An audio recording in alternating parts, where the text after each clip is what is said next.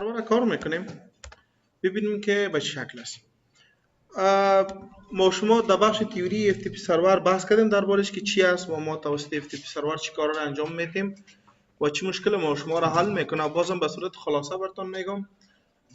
ما شما توسط FTP سرور میتونیم یک سرور بسازیم و کانفیگریشن بکنیم که در اوج فایل خود اپلود بکنیم و کلاینت های ما شما بیان او را چی کنن، دانلود بکنن.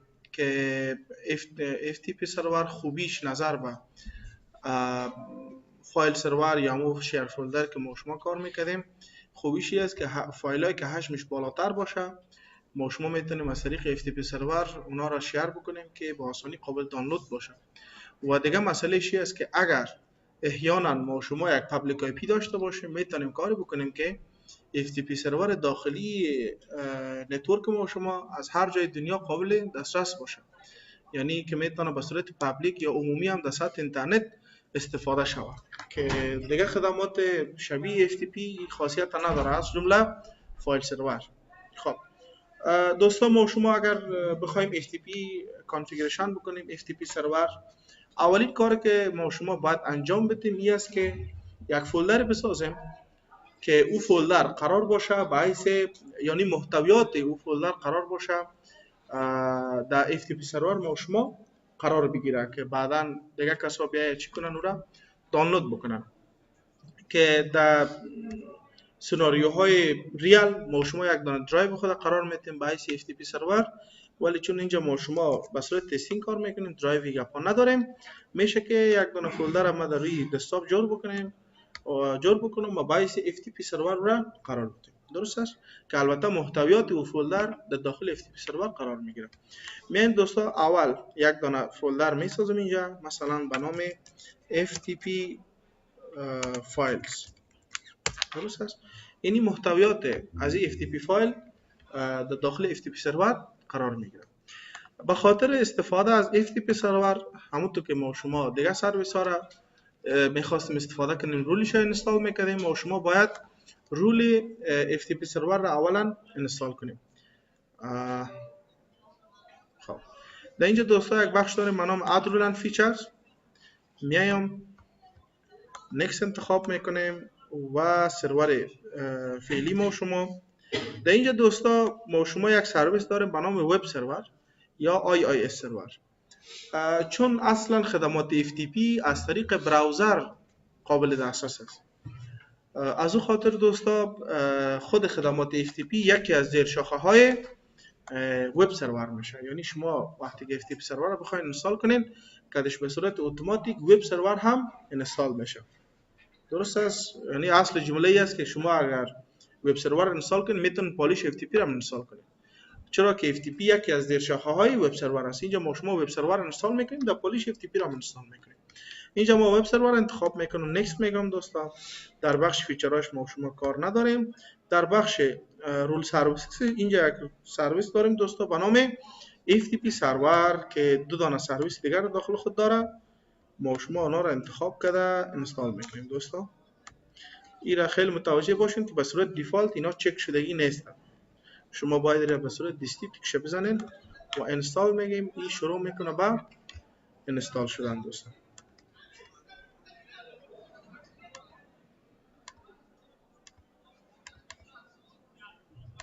خب دوستا سرویس ما شما اینستال شده، آماده است که ما کانفیگریشن کنیم. خب در بخش تولز که شما بیاین اینجا یک بخش دارین به نام اینترنت انفورمیشن سرویسز یا IIS سرور.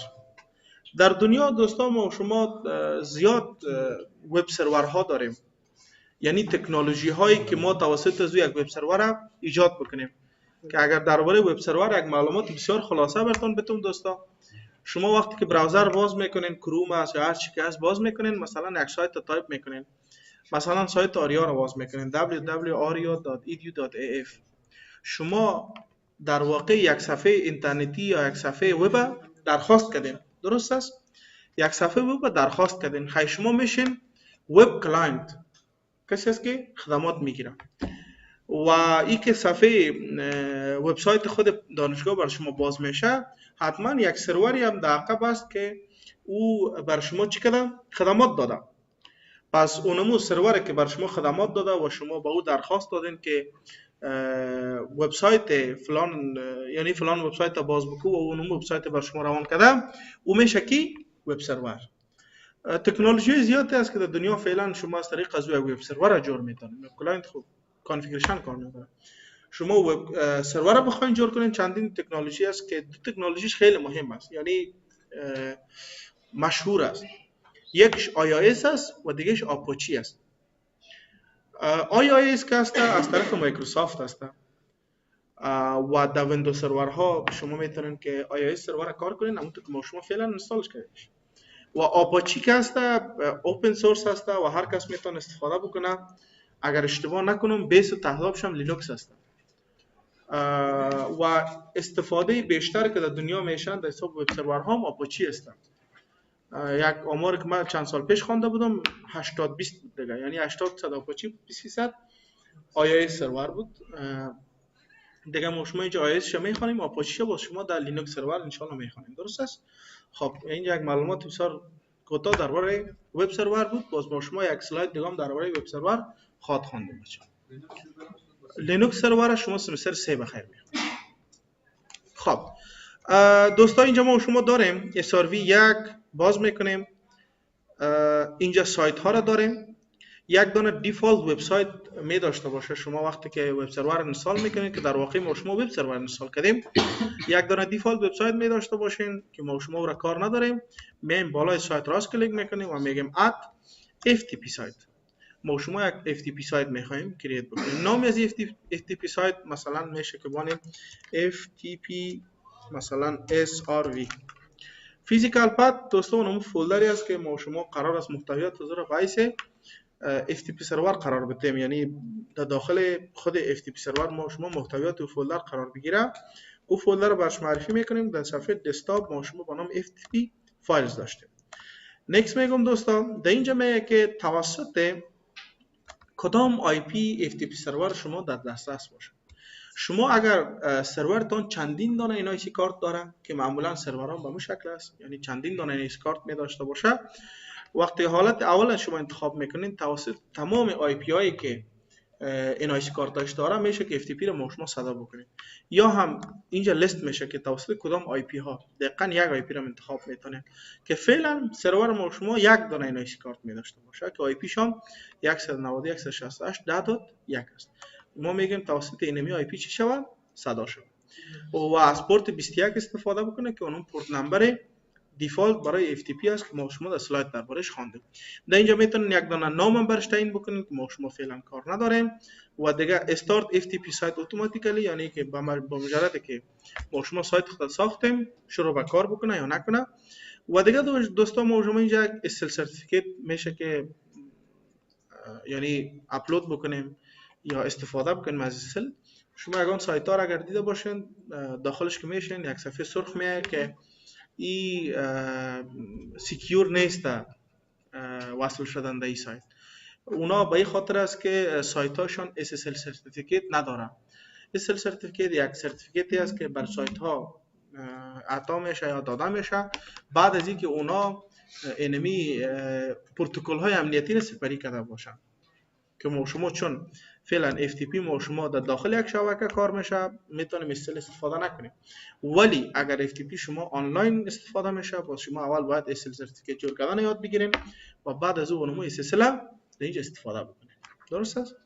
خب اینجا SSL انشالله احتمالاً در ادوانس سرور شما بخوانید که دقیقاً چی است.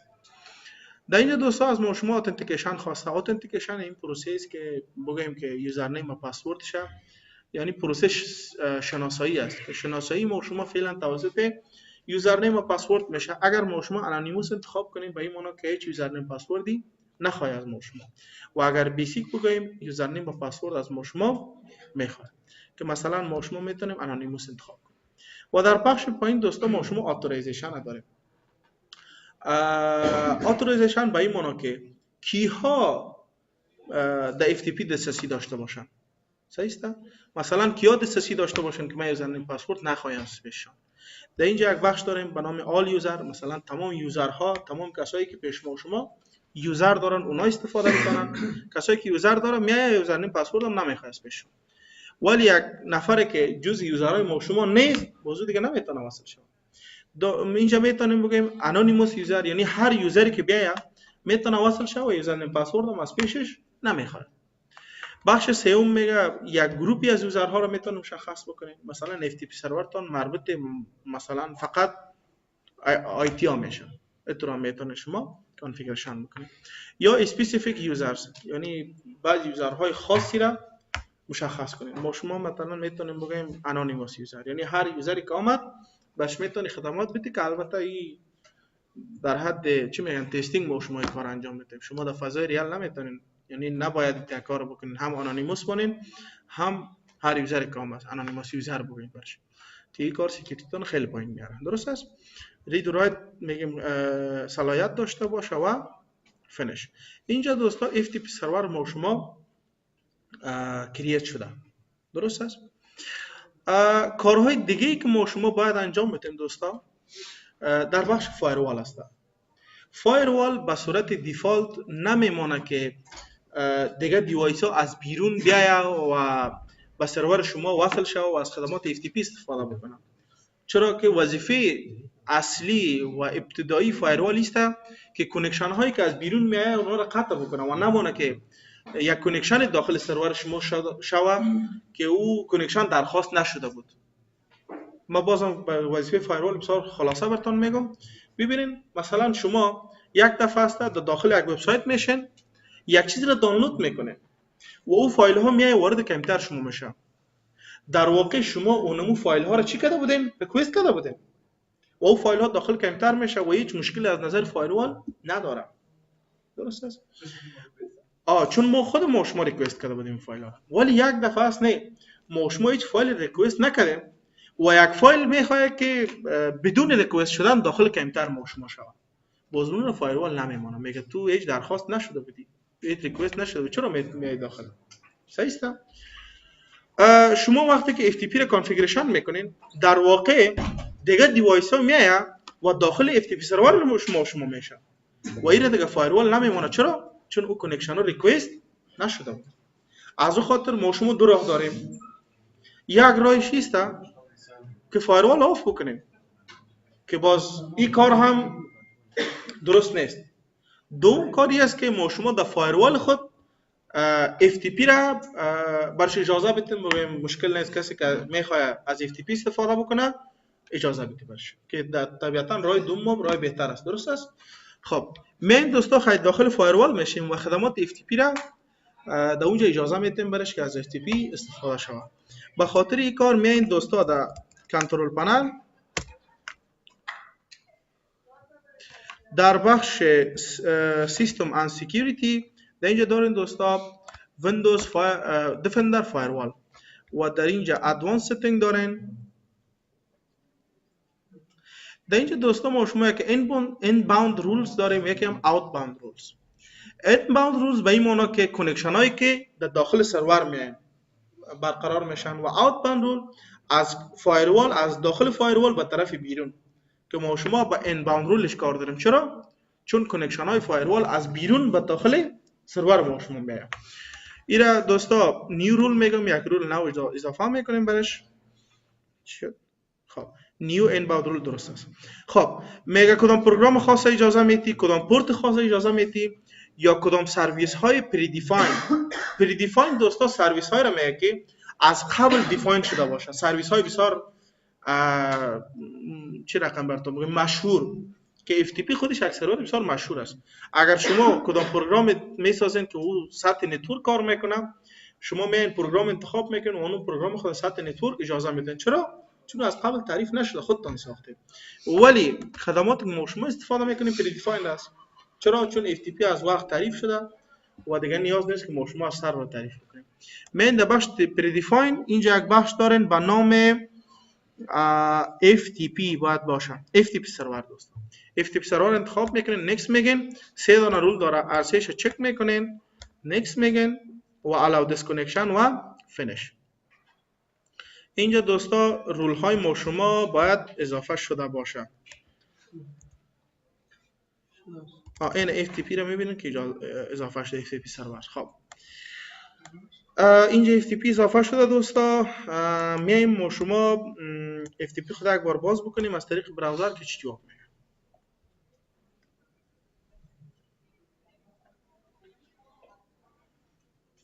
از طریق فایل اکسپلورر هم باز میتونین، از طریق براوزر هم باز میتونین، هر دوش ما شما کار میکنیم.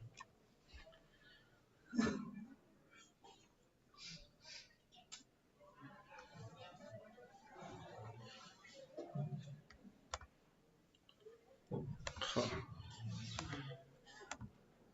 در اینجا دوستا پروتکلشو باید نوشته کنین.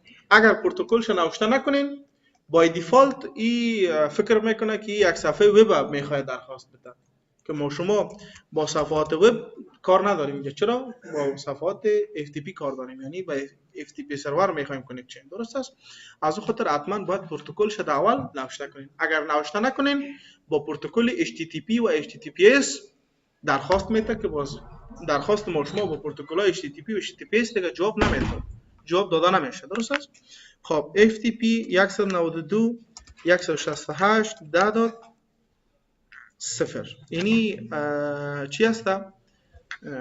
IP FTP سرور ما 10.0 10.1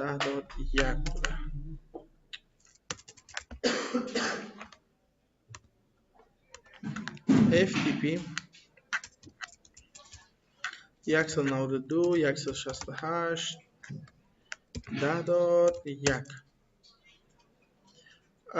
از ما شما دوستا یوزرنیم پسورد میخواد که نباید یوزرنیم پسورد میخواست طبیعتا، چرا که ما شما انونیموس گرفته بودیم. درست است؟ یک کار دیگه که ما شما میکنیم دوستا ایست که اینمی فولدر که باعث FTP سایت قرار داده میره ایره دوستا در بخش سکیوریتیش میم و یک everyone اضافه میکنیم برش که یعنی هر کس بتونه دایت چی داشته باشه، دسترسی داشته باشه. everyone check name خدمات برش اجازه میتیم. بیایم از طریق فایل اکسپلورر باز بکنیم که چه جواب میگه. خب FTP 192.168.10.1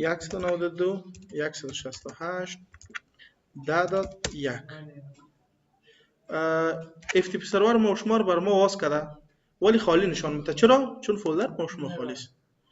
یک فایل اینجا کرییت بکنیم، مثلا این یک فایل نوتپد، یک فایل بیت مپ، این فایل ها رو من یک بار کرییت بکنم برش. این به شکل است دوست. حالا که شما بین یک بار دیگه میره از سر باز بکنید، اینجا فایل های ما شما وجود داره بچه. از طریق براوزر هم باید بر ما شما کار بده. اینی از طریق فایل اکسپلورر است. اگر شما داخل یک سرور در داخل یک شبکه ببخشید از FTP استفاده میکنید بسیار آسان تره که از طریق فایل اکسپلورر باز بکنید. FTP اینم آی پیش میبینید دوستا فایل ها رو بر ما شما اینجا نشان میده. درست است؟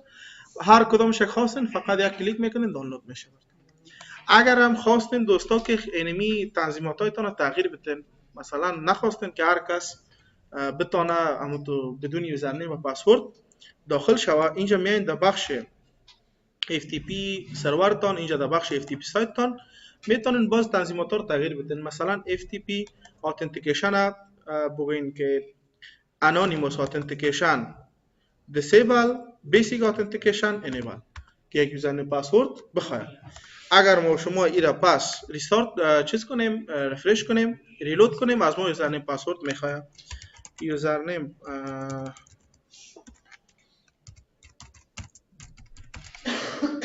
خب یوزرنیم پسورد ما اشتباه تایپ کردیم فکر کنم. ادمنستریتور